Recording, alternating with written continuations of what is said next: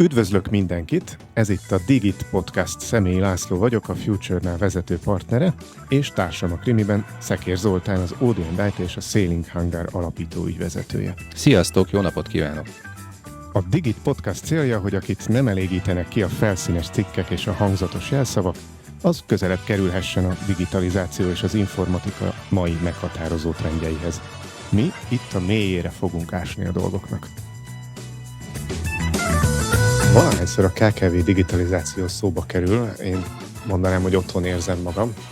Évtizedes tapasztalatom van erről, hogy ez mennyire kemény dió, de ha viszont sikerült feltörni, akkor szerintem nagyon finom a belseje, ha értek, mire gondolok.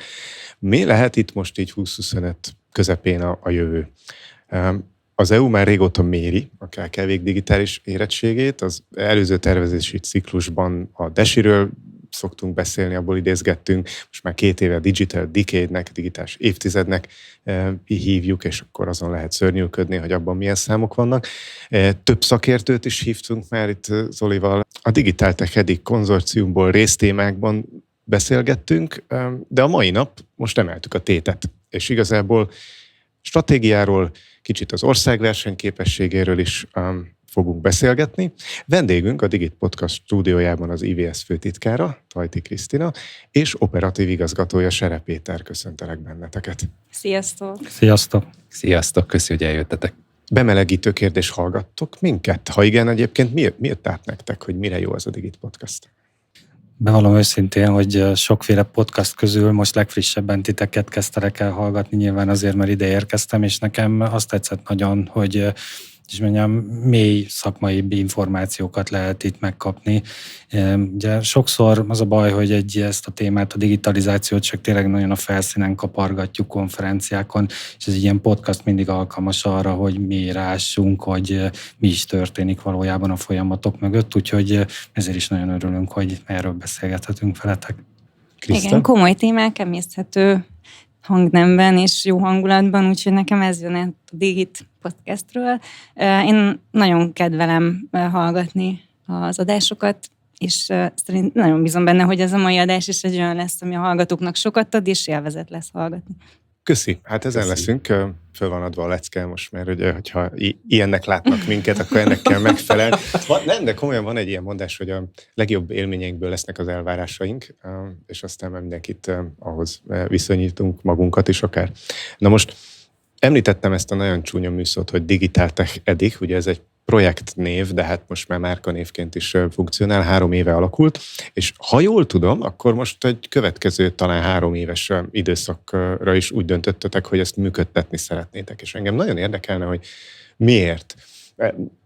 Egyfelől, tehát hogy el tudom képzelni azokat a kollégákat, akik ebben dolgoznak egy olyan állapotban, hogy hú, de várom a végét, és milyen jó, hogy akkor ezt most letudtuk, átadtuk, teljesítettük, és ennyi volt. Ehhez képest szól a kérdésem, illetve nyilván ahhoz képest is, hogy azért ti az IVS-től érkeztetek, ez egy konzorcium, amit az IVS vezet, sokan vannak benne, de hát valamilyen módon biztos, hogy kapcsolódik ez a Digital Tech Edic az IVS-nek a küldetéséhez, nem? Igen, megengeditek, akkor egy picit messzebbről indítanék, és Kérlek. aztán átadom a lehetőséget Péter kollégámnak, aki az EDIC projektnek a megvalósításában tevékenyen is részt vesz. Nálam biztosan jobban ismeri a projekt részleteit, de hát az IVS-t remélem, hogy nem kell a hallgatóknak nagyon bemutatni, hiszen egy több mint 30 éves szervezet és informatikai cégek alapították, de évek óta Szövetség a digitális gazdaságért céllal dolgozunk. A digitális gazdaságnak pedig egy jelentős szeletét adják a KKV-k. Az, hogy a magyar gazdaságot gyorsabb ütemben digitális pályára tudjuk állítani, abban a KKV-knak és annak a kemény diónak a feltörése az kritikus lehet. Mi ezt valljuk, és ehhez számtalan programot, egyébként méréseket, kutatásokat is végzünk, de több szakmai csoportot üzemeltetünk, és projekteket vállalunk fel, hiszen ez nem egy egyszerűen megoldandó, egy egyképletes feladat, és ennek az eszköztárnak az egyik eleme az EDIC projekt, amit egyébként az EIT Digital vezetés, az IVS az egyik meghatározó konzorciumi tag, benne sok más nagyon jó partnerrel közösen. Úgyhogy én azt gondolom, hogy a célkitűzések az IVS-ben világosak, Nagyon sok KKV-val dolgozunk együtt, és kapunk visszajelzéseket tőlük. Mi elsősorban ugye a Digitális Vállalkozások Szövetsége vagyunk. Mi elsősorban a megoldásszállítói oldalt ismerjük, és persze van néhány olyan tagvállalatunk, akik egyébként nem core informatikai cégek, de a digitalizáció az stratégiailag fontos számukra, és ezért csatlakoztak az IVS-hez, és azonosulnak a céljainkkal, és szeretnének is részt venni, hogy valami eredményt tudjunk közösen elérni. Az EDIH az pedig kiváló lehetőség arra, hogy nyissunk más szektorok felé is, és ezt a fajta küldetéstudatot és ezt az általunk megfogalmazott közös célt valahogy így átvigyük más szektorokban működő KKV-knak is. Kérdezted, hogy miért folytatjuk. Hát én nagyon leegyszerűsítve ennek 3 okát mondanám. Egyrészt, hogy én azt gondolom, hogy az IVS is és minden konzorciumi tag nagyon megszerette ezt a feladatot, tehát hogy KKV-knak és ilyen public sector intézményi szereplőknek segítsünk a digitalizáció útján tréningekkel és tanácsadással előre menni. Ez egy szép feladat volt eddig is, és nagyon beleszoktunk ebbe a konzorciummal, hogy ezt csináljuk, vagy nagyon megszerettük. Ugye a másik ok, hogy hát azért sokat elértünk, tehát itt az elmúlt időszakban több mint 2000 KKV-t, intézményt értünk el, több mint 5000 konkrét egyénnek adtunk valamilyen szolgáltatást, de hát ugye a magyarországi számokat nézve ez még messze nem az egész, tehát hogy nagyon-nagyon sok elérni való célcsoport, elérni való cég maradt még, és hogy is mondjam, ráadásul a problémák ugye ebbe a digitalizációba, digitális készségek területén folyamatosan megújulnak, tehát majd erről is beszélhetünk, hogy most beszéltünk eddig nektek nagy fókusszal mondjuk kiberbiztonságról, de kevesebbet beszéltünk az AI-ról, úgyhogy téma meg feladat továbbra is maradt, és hát a harmadik nagyon fontos ok, hogy ugye az Európai Unió, illetve a magyar kormány finanszírozza ezt a tevékenységet. Ugye itt fontos kiemelni, hogy ezek tulajdonképpen ingyenes képzések, ingyenes tanácsadás, ami nem azt jelenti, hogy ennek nincs ára, hát ugye ebben fontos, komoly szakemberek dolgoznak, egyetemek és egyéb szereplők oldaláról, tehát nyilván ezt valakinek finanszíroznia kell, és az Európai Unió a Digital Europe program keretében ugye kiírt egy új pályázatot, erre a konzorciumunk újra pályázott, és ez egy nagyon friss döntés egyébként, hogy újabb 3 évre biztosítják a forrást, ezzel teljesen folytonos marad a digitaltech, edik.hu, meg az egész működése az ediknek. Igazából azon gondolkoztam, hogy mivel lehetne jól egy kicsit olyan kérdést is föltenni, hogy kapcsolódva az előttetek, vagy az előző gondolatmenetetekhez. Az egyik, hogy gratulálok, ugye? Tehát ez egy nagyon fontos dolog, hogy ismét 3 év áll előttetek. A másik, hogy ismét 3 év áll előttetek. Tudsz valamit? hogy mit láttok most tapasztalatokról? Én szeretek néha számokat behozni. Laci is szeret statisztikákat előszeretettel mutogatni, de én a ti tapasztalatotok és ugye a kutatásban szereplő adatok, 5000 ember, most egy picit ilyen játszom, zsonglőrködöm a számokkal. 5000 embert oktattatok le KKV-ban, több mint 4000 hazai cég NIS 2 köteles. Ugye értitek az összefüggést, hogy az egyik oldalon arról beszélünk, hogy informatikai tudatosság, meg arról beszélünk, hogy cybersecurity, ugyanakkor az 5000 embernek az oktatásával kapcsolatban milyen tapasztalatotok van, hogy mennyire kellett nulláról elkezdeni, hogyan tudták implementálni. Én így kötném össze ezt a kérdést. Akkor most kezdem én a választ. Hát ugye érdekesség, hogy ugye itt az eddigi oktatási tapasztalatok alapján az látszódik, hogy azért ketté szakad a mezőny. Vannak olyanok, akiknek, és mondjam, tényleg csak ilyen szemfelnyitó jelleggel kell elmagyaráznunk azt kisebb cégeknek, hogy mit is kellene nekik csinálni a digitalizációban, milyen feladataik lennének a kiberbiztonságban. Van-e egyáltalán lehetőség számukra mondjuk egy blockchain megoldásban? Ezek jellemzően valamilyen workshop jellegű módon valósulnak meg, és ezekre kimondottan nagy a kereslet. Tehát azt látjuk, hogy ezekből talán sokkal több is van, mint amit azt eredetileg terveztünk. És a másik része, ugye mondtam, hogy ketté szakad a mezőny, azok, akik meg ugye inkább a vágyfülűek, tehát ugye a partnereinknek köszönhetően azért itt nagyon komoly felkészült egyetemi szakemberek tudnak olyan képzéseket tartani, ami akár, is mondjam, nem is egy napi problémája, hanem egy jövőbeli problémája lehet egy KKV-nak.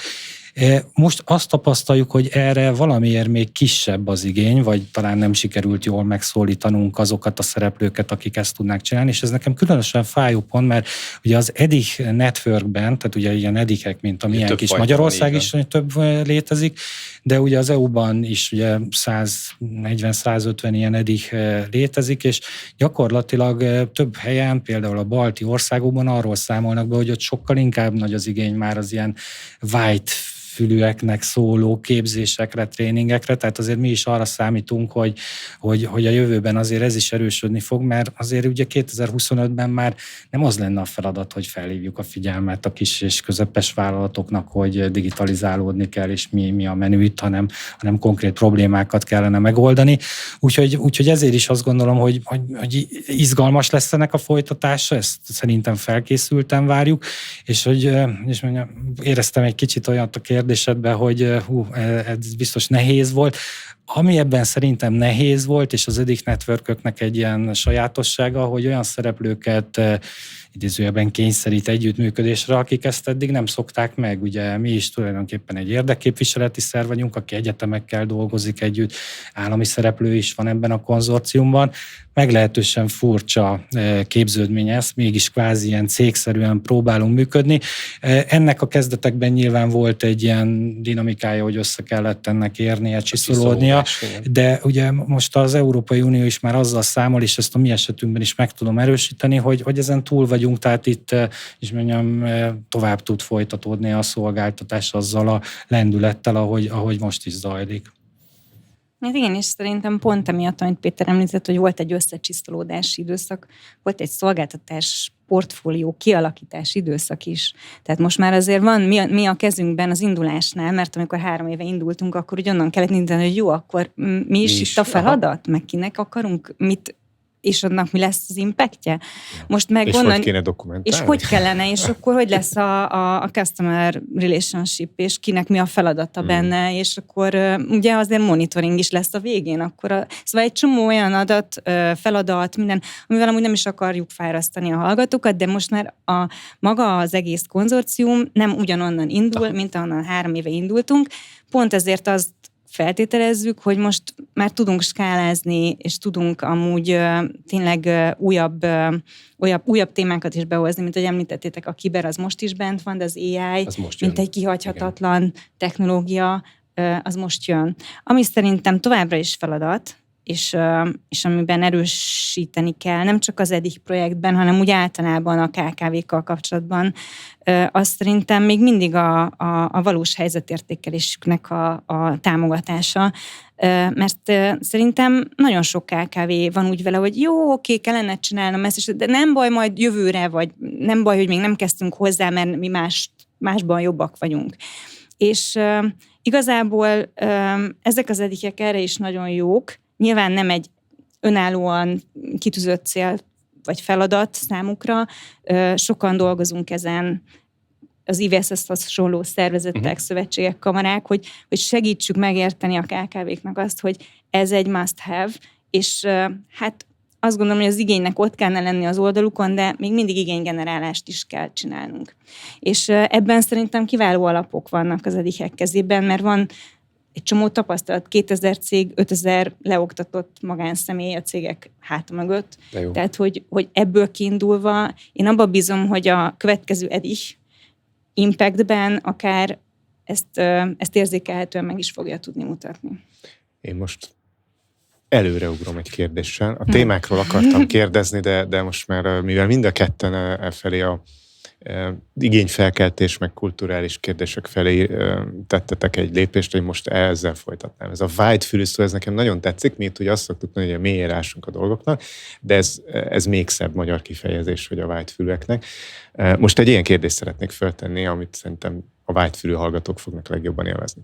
Tehát tavaly novemberben pont a Digital Decade Boardnak tartottam egy ilyen előadást, ahol több kisebb dolog mellett azt szegeztem nekik, hogy most akkor mit tudunk kezdeni itt a kulturális hátrányainkkal Európában, mert hogy mondjuk az USA vagy a Kína vállalkozásai, azok sokkal agilisebbek. Az egész ottani vállalkozási kultúra az sokkal fejlettebb, és a társadalmi, meg a kormányzati elfogadása is a vállalkozási kultúrának sokkal fejlettebb. Most ennél vágyfülőben nem szeretném. Na most, ha pedig az ázsiai Koreát nézem, akivel most viszonylag többet foglalkozom, lényegesen szervezettebbek. Lehet, hogy a vállalkozási kultúrájuk nem olyan jó, mint az USA-nak, de hogy ha valamilyen irányt kijelölnek, oda elképesztő gyorsan el tudnak jutni, mert annyira szervezetten dolgoznak. Ez mind nincs úgy általában Európában a helyén, és ami még érdekesebb, hogy fölmerül bennem, hogy nem vagyunk-e már túlságosan kényelmesek. Ugye mindenkinek van 2 autója, most nem, nyilván nem, de mondjuk azoknál a cégeknél, aki a ti ügyfélkeretekbe szóba jön. Tehát ott azért már egy jó ideje működnek, van egy magas árbevétel. Az alap dolgai az embereknek benne azok megvannak. Meg itt Európában tényleg mondjuk összehasonlítva Kínával, a lakhatási körülményeink, egy csomó minden elkényelmesíthet minket, akkor vajon honnan lesznek motiváló álmaink a digitalizációra? És valahogy úgy érzem, hogy nektek van motiváló álmotok itt az EDIG konzorciumban. Hát, ha ez most elő tud egy picit kerülni. Hát szerintem a motiváló álmokat megelőzik azok a nehéz helyzetek, meg az üzleti hátrányok, amiket, hogyha nem lépünk, akkor előbb-utóbb a cégek a saját szintjükön is meg fognak érezni. Tehát az, hogy egy kínai cég hatékonyabban, vagy akár egy USA cég, vagy csak ha Európából nem megyünk ki, az EU-ban is a DESI report, vagy a Digital Decade report azért jól mutatja, hogy hol tartunk, hogy hol tartanak a magyar KKV-k digitalizáltságban. Ez az üzlet szintjén érezhető lesz. És az, ami már az üzlet szintjén érezhető lesz, az már nagyon fog fájni. Ott már majd meg fog jönni az öngeneráló igény is, hogy na, banyák, tehát na, most már tényleg lépni kell. Csak mi ezt mondjuk egy ideje, hogy ne várjuk meg ezt a helyzetet, mert azt látjuk, pont az ilyen bordok, meg az ilyen riportok is rámutatnak arra, hogy mindenki megy előre. És az, hogy milyen tempóba tudsz előre menni a többiekhez képest, az meghatározó lesz az EU-ban is. Az, hogy az EU egyébként az USA-hoz, Kínához képest hol tart, hát ezt meg ugye a Draghi report, meg a Letta jelentés is elég komolyan aláhúzta. De ha csak egy vásárra kimész egy expóra, vagy ilyesmire, igen. Akkor ordít. Hadd fogalmazzak pontosabban. Tehát, hogy szerintem ilyesmi üzleti hátrányokat, hogy nem tudom, nem adtam elég gyorsan komplett ajánlatot, ezért nem én nyertem, nem fejlesztettem elég gyorsan a termékemet, ezért már nincs létjogosultsága. Ezeket szerintem valóban tapasztalják a hazai KKV-k, tehát ilyen szempontból nem lehetnek elkényelmesedve, de nem nagyon találkozom azzal, hogy ezt fejben összekötnék, hogy ez azért alakult így, mert nem jó a digitalizációs képességük. Érted? Uh-huh. A kérdést próbálom pontosítani. Uh-huh. Hát igen, én nem szívesen beszélek erről, hogy most van-e valamilyen ilyen kulturális determináció itt a magyar néplélekben, meg a magyar vállalatokban, mert ez nem szakterületem, és sokszor belefutok ebbe, hogy ezzel nehezen tudunk mit kezdeni. Ugye mi azért ehhez, mint Digital Tech EDIG nyilván azt tudjuk adni, hogy tulajdonképpen mindenféle szegmens számára tudunk adni valamilyen megoldást ezt, tehát aki tényleg még csak ott tart, hogy és mondjam, kicsi vállalkozóként föl kell ismerni azt, hogy egyszerűen a digitális marketingben nem használ megfelelő eszközöket, a kiberbiztonság területén csapnivaló, amit a céget csinál, tehát ezeknek adunk erre, és mondjam, ha úgy tetszik, egy álmot, vagy egy irányt, hogy merre tudnának menni. Én nyilván annak örülnék a legjobban, ugye, amit mondtam, hogy ahogy a balti sorstársainknál, edikeknél is látjuk, hogy ott már sokkal inkább kérdeznek bonyolultakat, mert ugye azért itt rendkívül komoly tudás akkumulálódott az edikben Magyarországon is, tehát olyan ELTE, BME, Edutus, Debreceni egyetemes professzoroktól lehet kérdezni, akik, és mondjam, már messze nem arról szól, hogy akkor nem tudom, te zárkózz fel az alapvető digitális készségek szintjére, mert ugye a DESI Index ezt is mutatja, hanem már frontrunner, tehát ilyen előjáró és piacvezető legyél.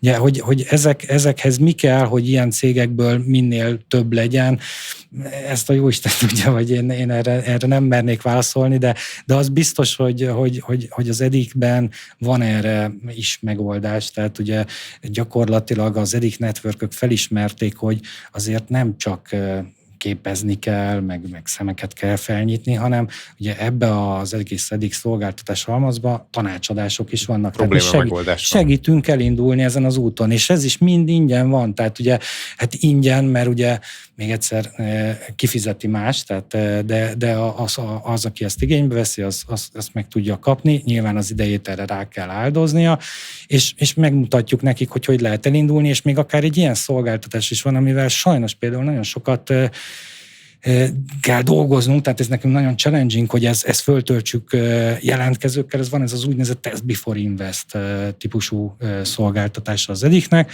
Ugye itt az ennek a háttere, hogy mielőtt egyébként pénzeket beleválnél abba, hogy valamilyen digitalizációs eszközt használj, vagy valamit változtassa működéseden, azt kipróbálhatod, és ez nem annyira kelendő sajnos most még ez a szolgáltatás. Tehát, hogy azt érzem, amit egyébként a DESI Index is nagyon jeleképez, hogy Magyarországon sajnos a KKV-k tényleg még ezeken az alapszinteken mozognak, és ez a magasabb digitális intenzitás, ami ugye egy külön mutató, és abban látványosan el vagyunk maradva az EU élvonalából, ez még hiányzik. Tehát, hogy ez aztán, hogy is mondjam, hol kell átprogramozni az agyakat, az egy izgalmas kérdés. Én azt gondolom, hogy ez a mi részünkről hozzátesszük a szolgáltatásokat és a megoldásokat. Zoli mosolyából ítélve emlékszik arra az adásra, amikor erről beszélgettünk, hogy vannak cégvezetők, akik tudják, hogy mire van szükség, és nem kérdeznek meg senkit róla, mert ők pontosan tudják, hogy mit kell fejleszteni, nem kell test before invest, mert az ő fejében ez teljesen kész. Ezeknél a részeknél szoktam én ilyen saját tapasztalati példát behozni, hogy mit élek át én akkor, amikor. És hogy felnyitni a szemet, az csak és kizárólag vészhelyzetben lehet. Amúgy maga az, hogy szolgáltatás katalógus, meg portfólió, meg hogy számítható, meg gazdasági adatok, meg hogy ez hogy lehet megtérülésre fordítani, ezt valóban a balti államokban egyre jobban értik. Magyarországon pedig nagyon érdekes, hogy mi volt a nyári projektem, felújítottam egy erkélyt. És most elmondom nektek az élményt, a digitalizációs élményemet az erkély felújításban. Egyetlen egy cég volt képes számlász.hu-val számlát kiállítani. Egyetlen egy vállalkozó sem tudott írásban árajánlatot adni úgy, hogy arra garanciát is vállalt volna, ezért nem választottam vállalkozót, mert megcsináltam én. De hogy én azt gondolom, hogy az egyik oldalon azok a mesterek, akiknek a szaktudása megkérdőjelezhető, és most nem fogom máshogy mondani, megoldják okosban. Azok elképesztően elviszik ezt a típusú vállalkozási szemléletet a multizás felé. Mert hogy alapjában véve valahol az egy nagyon fontos kérdés, hogy te a pénzügyeidet szeretnéd megmutatni a vállalkozásodban, egy digitális rendszerben, mert ha nem, akkor nincs szükség kiberbiztonságra, nincs szükség CRM rendszerre, nincs szükség ERP-re, nincs szükség, nem tudom én, interfész integrációra, számlász.hu-val. Most nem reklámot akarok nekik csinálni, hanem mert hogy azt valamire csípődött be. Igen, jó, teljesen megy, hogy a Billingó reklámozva, vagy a számlász.hu azon a piacon, jó, ahol... Tehát, hogy a probléma az a gondolkodásban van. És a gondolkodásban ott következik be a következő lépés, az én tapasztalataim szerint, és ez kérdés lesz, tehát most szeretném mondani, hogy ezt kérdésként fogom megfogalmazni, hogy mikor jönnek már hozzám tanácsadásra, akkor, amikor egy ransomware elvitte az összes adatot. Ilyenkor mennyi a veszteség?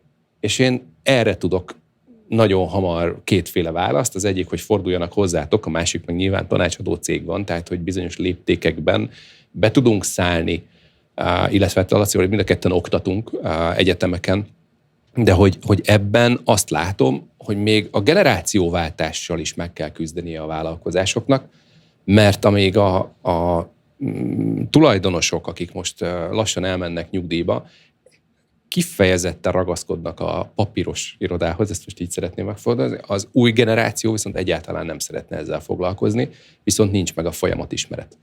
És akkor itt visszaadnám a kérdéssel a szót, hogy akkor, amikor ment hozzátok 5000 ember, van-e olyan információtok, hogy mi volt a legelemibb dolog, amit meg kellett nekik tanítani?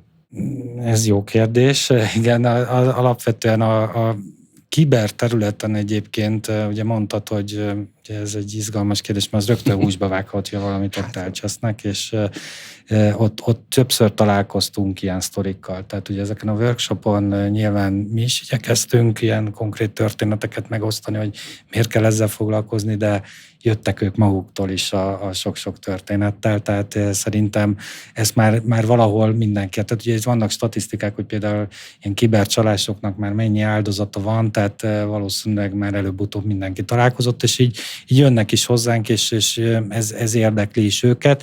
Ugye nem minden szakterületünk vagy termékünk ilyen, hogy így azonnal húsba vág, tehát mondjuk a digitális marketing területén elmulasztott lehetőségek, vagy üzletfejlesztés, vagy hogy lehetne mondjuk tőkét bevonni.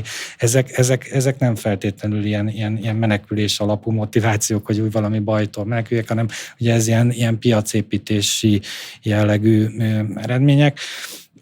Én azt gondolom, hogy ugye az baj, hogyha tényleg ez sarkal valakit arra, egy cégvezetőt, hogyha baj van, akkor forduljak már orvosságért. Tehát egy cégvezetőnek szerintem 2025-ben tudomásul kell vennie, hogy a digitalizáció az ő munkájának egy permanens része. Tehát, hogy én abban a szerencsés helyzetben vagyok, hogy egy komplex szervezetnek, az IVS-nek vagyok az operatív vezetője, tehát is mondjam, én magam is rászorulok a tanácsadásokra, és például az említett ilyen számlázási bilingót használunk éppen, ott jöttünk rá, hogy mennyire nem használjuk ki egy ilyen szoftvernek a lehetőségeit, hogy mindent is be lehet állítani, szinte mindent lehet automatizálni.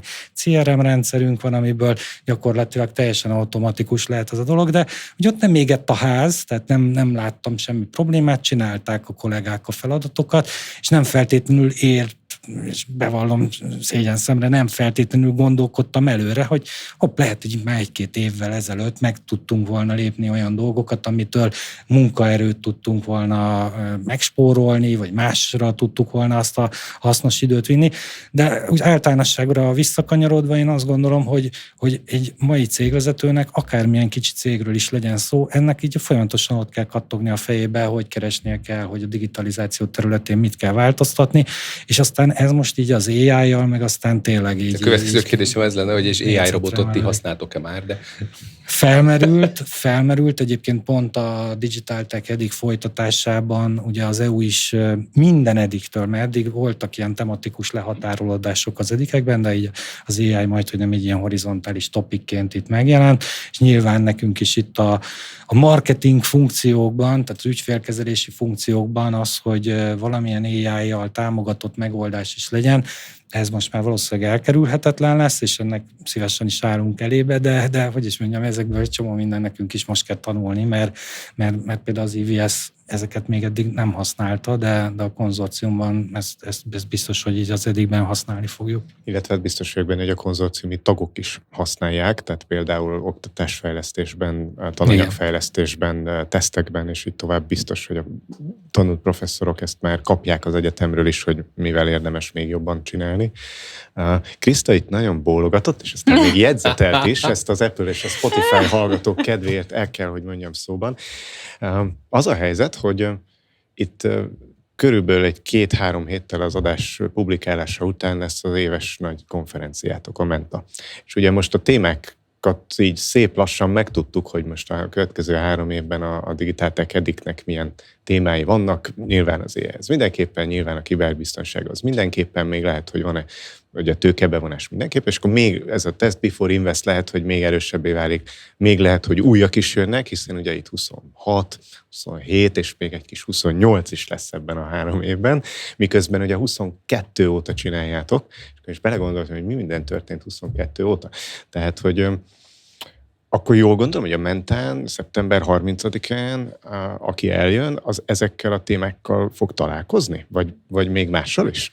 Hát még mással is természetesen, mert rengeteg mindennel foglalkozunk. A mentának a fő és legizgalmasabb vezérgondolata az a globálisan változó környezet, és hogy ebben a technológia hol helyezkedik el, vezeti, vagy elszenvedi a technológia ezeket a változásokat.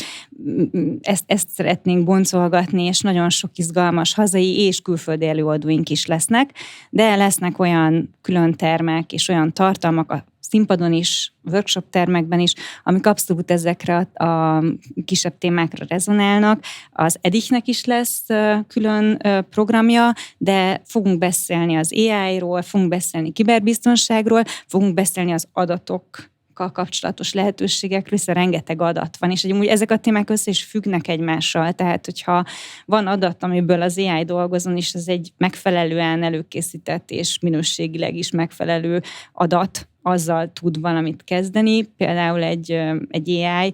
Úgyhogy nagyon sok olyan témát fogunk ott boncolgatni, amik én bízom benne, hogy gondolatébresztőek lesznek, és az EDIH irányába is megmozdítják majd a résztvevőknek a szándékait. Fontosnak tartjuk azt, hogy ezekről a témákról szélesebb fórumokon és olyan platformokon, mint egy Menta konferencia tudjunk beszélni. Úgyhogy mindenkit szeretettel várunk szeptember 30-án a Budapest Music Centerben, és a program az pedig folyamatosan alakul. Mondom, az EDIH-hez kapcsolódó témák, és egyébként más tök izgi dolgok is lesznek. Igen, most erről eszembe jutott, hogy hát a krimiket nagyon szeretjük sokan, aztán a hallgatók közül is, és hogy így a 80-as, de még szerintem a 90-es évek krimieiben is az egyik ilyen fő gonoszsági tett, az okirathamisítás volt. Aztán most, hogyha megnézzük, már évek óta ez megy, hogy gyakorlatilag a krimik, meg a sci-fik világá is egyáltalán az adathamisításról, meg az identitáshamisításról, meg hát ezt a fake identity-t nem biztos, hogy így kell fordítani. De erről szól. Tehát, hogy ha most őszinték akarunk lenni, akkor ez a legnagyobb veszély már, nem az, hogy most nem tudom, egy papír úgy jön be, mert nem is jön papír, tehát az adat jön be. De a hallgatók érdekét kell képviseljem, én vagyok itt a szakszervezet. Csak nem fél időben vagyunk, Laci. Fél idő van, muszáj megpihennünk, ezt most leginkább magamnak kell mondjam, mert már rögtön 3 kérdeztem volna. A Menta konferenciáról a koktélok jutottak eszembe. Ezúton is elnézést kérek, és én kérek elnézést. Van-e kedvenc koktélotok, és isztok-e alkoholmenteset is? Otthon vagy csak pultnál, illetve van-e törzshelyetek? Zoli, neked már több adásban előjött, hogy egy ideje nem iszol alkoholt, így aztán a mentás koktélos esetleg. Piña colada az én kedvenc koktélom. Ezen kívül ilyen érdekes keveréseket szoktam csinálni, pont azért, mert nem iszom, és a buliban a maradvány üdítőknek az összekombinálását próbálom ki. Most ott tartok, hogy a zöldte a gyömbér az egész jó. Ez már a füzetás. Mentával. Igen. Nekem is hasonló betegségem van, mint neked, mert ha iszom, akkor ilyen furcsán viselkedem. Ha iszom, akkor berúgom. Igen, valamennyire allergiás vagyok én is rá. Hát nem tudom, hogy a sportfröccs az koktélnek számít. Teljesen jó koktél. De én nekem nyáron ez bőven elég. Igen. Milyen jó, hogy meghívtatok, mert én például a Negronit nagyon szerettem, hogy legyen valami kemény is. Én azt gondolom, hogy függ attól, hogy kivel, milyen környezetben, milyen hangulatban, de alapvetően bírom a kesernyésebb ízeket is. Úgyhogy, de egy jó mentás limonádé az mindig jöhet, főleg a mentán is. Így van. Nekem korszakos különbségeim vannak. Én kamasz korom után, amikor felnőtt korba léptem, akkor úgy gondoltam, hogy akkor most már igen. Azt sose bírtam meginni. Tehát egyszer megkóstoltam, és soha többé. Nyilván a bort, fröccsben, meg ilyes, de hogy a kóla az. Viszont, tehát, hogy amikor elkezdtem, hogy akkor na most már ihatok koktélt, akkor ilyen zombi meg. Tehát, hogy így minél erősebb legyen, mennyire jó az. Aztán ez így elmúlt nyilván, és most már inkább én is az ízeket keresem. Szeretem a piña coládát is, meglepő módon, és 3 év után egy közös pontot még sikerült találni, amiről nem tudtunk. Ja, de igen, nem csak a kókuszos ízeket, a fanyar ízeket is épp úgy. Már felírom ezt is, hogy a mentán legyen már piña kedvet colada. kaptam a Menta konferenciához. Na most, hát nem mehetek el mellette szó nélkül. pontosan, de napra pontosan egy évvel ezelőtt ült itt a Digit Podcast stúdiójában Szolnoki Szabolcs, helyettes államtitkár úr, aki ugye a technológiáért felel a kormányzatban nemes egyszerűséggel, most már egyébként űriparért, meg védelmi iparért is. Na most Szabolccsal megállapítottuk, hogy a KKV-k digitalizációs hiányosságai az véletlenül sem egy ilyen magyar unikum, ha már itt a koktélokról kötök át, hanem ez egy európai kérdés. És nyilván vannak különbségek, vannak ilyen kiugró területek, mint a balti államok, de hogy úgy általában egy ilyen uniós tanácskozáson hasonló problémákkal jönnek a különböző kormányoknak a technológiáit felelős képviselői. Mit tapasztaltok a működés során így az EDIK hálózatban, ez a 140-50 EDIK kollega, tudtok-e átvenni és átadni jó gyakorlatokat? Tehát van-e annyi átjárás, van annyi hasonlóság mind a problémákban, mind a megközelítésben, meg a működésben, hogy ezt ilyen plug and play módon el lehetne képzelni, már bocsánat, hogy így nem magyarul fogalmazok, és hogy egy kicsit még direktebb legyek, hogy mennyivel jobb mondjuk EU-s keretek között segíteni a magyar KKV-kat, mint hogyha hátat fordítanánk az EU-nak, mint sok más területen néha szoktuk, és akkor azt mondanánk, hogy mi itt összeülünk, még meghívunk még 4 embert, még 8-at itt a magyar ugarról, és akkor kitaláljuk magunktól, hogy kell ezt.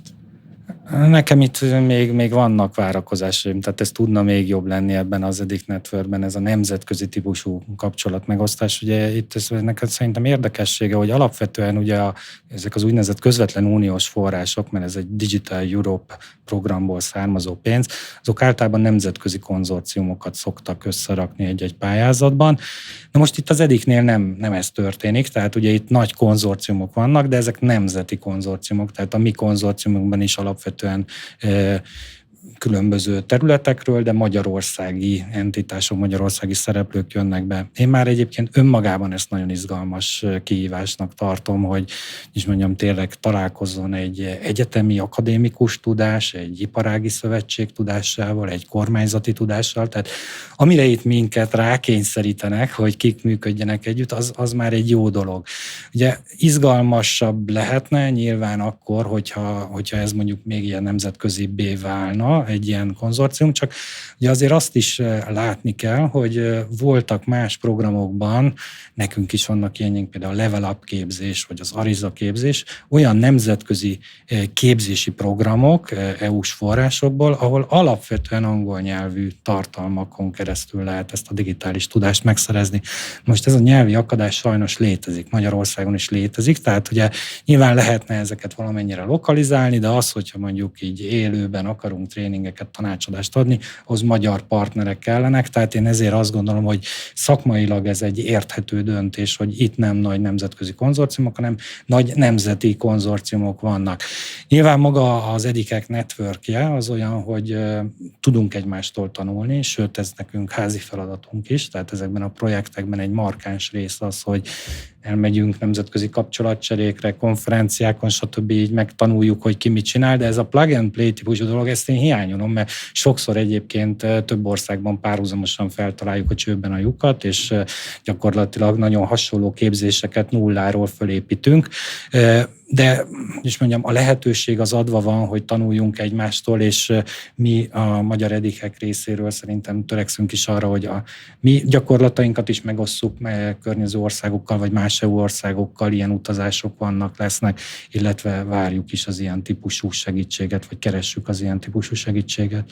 Az EDIK programnak az eredeti célkitűzésében is benne volt, hogy ez egy Európai Uniós hálózattá formálódjon, tehát EDIK nem csak Magyarországon, hanem minden uniós tagállamban van több is. Ezek tematikailag tudnak egymáshoz kapcsolódni, illetve hát azért most már az AI mindent át fog szűrni, tehát hogy itt mindenképpen törekednünk kell arra. Nekünk IVS-ként is fontos, nagyon sok nemzetközi partnerünk van. Közel 10 közvetlen EU-s projektben dolgozunk együtt mindenféle nemzetközi konzorciumban, tehát hogy mi látjuk azt, hogy ennek milyen benefitje tud lenni, hogyha nem csak a magyar sajátosságokat, hanem ezt kinyitjuk, és nemzetközibb térben is megnézzük azokat a problémákat, azokat a megoldási lehetőségeket, amik lehet, hogy működnek. Máshol az működhet nálunk is. És akkor, amikor az IVS, most oké, egy kicsit keverjük, de azért szeretném megkérdezni, hogyha megengeditek, hogy Ha már itt van velünk a főtitkár, így van, akkor szerintem Csak olyan kérdést értek fel, amire tudok válaszolni. Ja, hát ez nyilván, az összes többit megkivágjuk. De hogy például az IVS-ben beszéltek az EDIH-ről? Tehát, hogy hogy a Manóban-e? Tehát természetesen ez az egyik zászlóshajó projektünk volt eddig, mert most indítunk egy másik nagyon nagy projektet, ami idén októbertől fog elindulni, ami egy mesterséges intelligencia kompetencia központ lesz, kifejezetten informatikai cégek igényeire fókuszálva, és őket segítő szolgáltatásokkal és tartalmakkal. Úgyhogy ezek nagyon jól kisegítik egymást egyébként ezek a projektek. Az EDIH az egy olyan lehetőség az IVS életében is, ami az eredeti céljainkkal szorosan egy irányba megy, ahogy Péter említette, kiváló lehetőség, hiszen a finanszírozást mögé tette az EU és a magyar kormány, és a vállalkozások elérése az pedig a mi feladatunk, de hát mi egyébként is aktív kapcsolatban vagyunk a vállalkozásokkal, és az EDIH-nek köszönhetően egyébként egyre több, egyre szélesebb ez a network. Ugye az IVS-en belül azért is beszélünk erről a projektről, mert szerintem az IVS tagságnak két okból is nagyon hasznos, hogy az IVS ilyen projekteket csinál.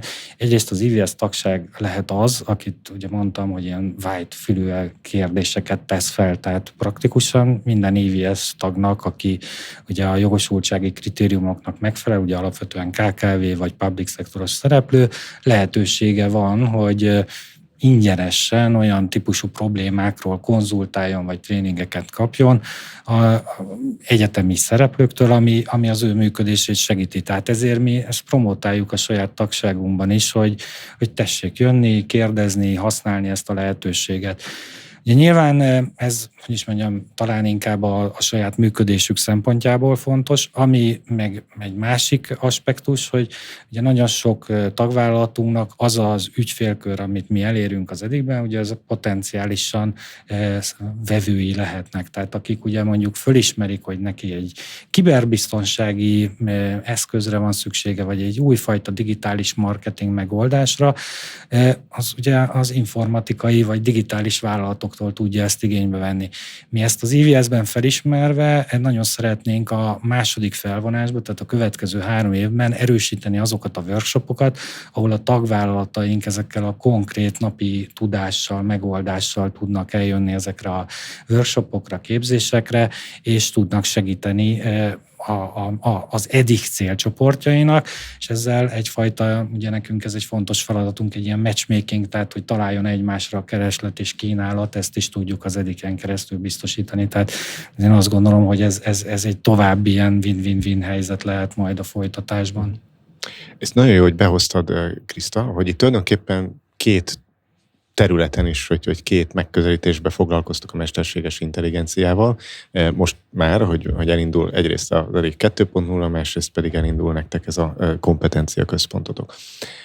Ezért szerintem jó, hogyha tőletek is megkérdezzük azt, amit itt-ott azért más beszélgetésekből is előhozunk, hogy most már tényleg évek óta tudjuk, hogy van generatív mesterséges intelligencia, most már kezdik szerintem a vállalkozások is, ha nem is a cégvezető, de aki az informatikáért és a működésért felelős embere megismerni azt, hogy van több szolgáltató, van, aki a saját portfóliójába kvázi beépíti ezeket a nemi szolgáltatásokat, és nem önállóan értékesíti, hanem egy funkciógomb, vagy egy szinte észrevéhetetlen extra az, ami benne van az ő egyébként már eladott és használatban lévő szoftverében, de vannak, akik meg teljesen külön kínálják, ezt külön felülettel, és így tovább, hogy ha megtervezitek most ugye a jövő évet. 3 év szerintem ebbe az iparágba az messze van. De hogy mondjuk 26-ban milyen témákról lehet az mind belül beszélgetni.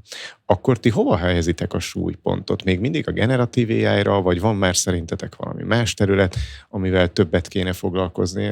Egy kicsit segítsetek ebbe a hallgatóknak, hogy ők is hová helyezzék itt a súlypontot jövőre. Chatrobotot vegyenek, vagy mást? Ugye a Kriszta által is említett új programunknak, ugye ez nem az EDIH, hanem ez a DIMOP forrásból megvalósuló AI kompetencia központ, az egyik izgalmas felismerése az, hogy ugye ezek az AI hogyan épül be a vállalatok életébe, ugye az ritkán valamilyen dobozos termék, amit így könnyen, nem tudom, lekattintom és megveszem. Most nyilván vannak olyan elemei is, tehát most ChatGPT-t már mindenki használ, meg ilyenek vannak, de hogy mondjuk hogyan építem be mondjuk az ügyfélkezelési feladatomba az AI-t, azért az hogy is mondjam, az még nem csak tanácsadót, hanem valamilyen felkészült informatikai programozáshoz is értő szakembereket igényel. És mi azt mondjuk ezzel az AI kompetencia központtal, hogy mi kimondottan itt az ilyen szállítókat célozzuk, jó? Tehát a magyarországi informatikai cégeket, akik, is mondjam, leszállítják majd a konkrét megoldásokat, reményem szerint minél többet különböző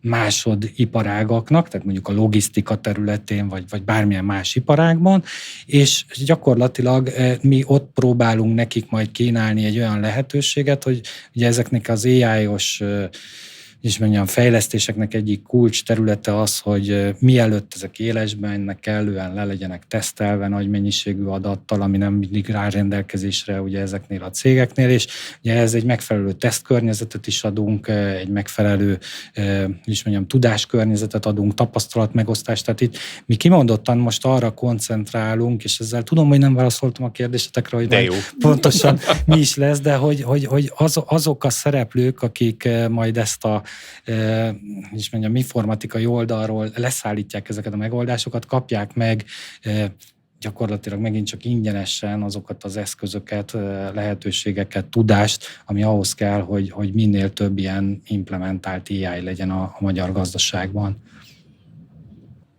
Igen, a legfőbb magja ez, tehát, hogy segítsük, de hát nyilván az technológiai cégeknek is kell további támogatást, tehát azért, mert az AI az egy IT technológia, azért nem triviális, hogy minden IT cég tudja, hogy mire van szüksége. Tehát, hogy ez egy kiváló tudásmegosztó platform lesz, ahol tényleg az IVS core tagokat szeretnénk összehozni és kiszolgálni, és ahogy Péter is említette, nem titkoltan azzal, hogy másodlagos hatása egyéb szektorokban érezhető legyen ennek az egész projektnek, és így egyébként marha jó szinergiában is lesz az EDIH ezzel a projektünkkel, hiszen a mesterséges intelligencia kompetencia központ az kifejezetten informatikai vállalatokat céloz, akik egyébként az EDIH-ben célzott KKV-knak tudnak megfelelő megoldásokat nyújtani.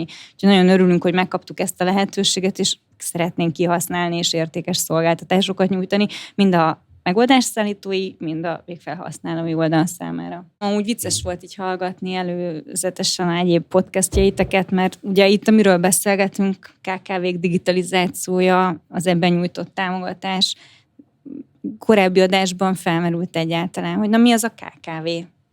Hogyan definiáljuk, hogyan kategorizáljuk őket. Tehát, hogy azért nyilván itt most az adásidő korlátoltsága miatt is nem lehet belemenni ilyen kérdésekbe, de egyébként ezek tök érdekes dolgok, és hogy egyáltalán akár ha az EDIH-ekre nézek is, kinek mi a célcsoport, és mi a szkópja annak a szolgáltatás nyújtásnak, amivel ezeket a KKV-kat a digitális pályán szeretnénk minél inkább lökni előre.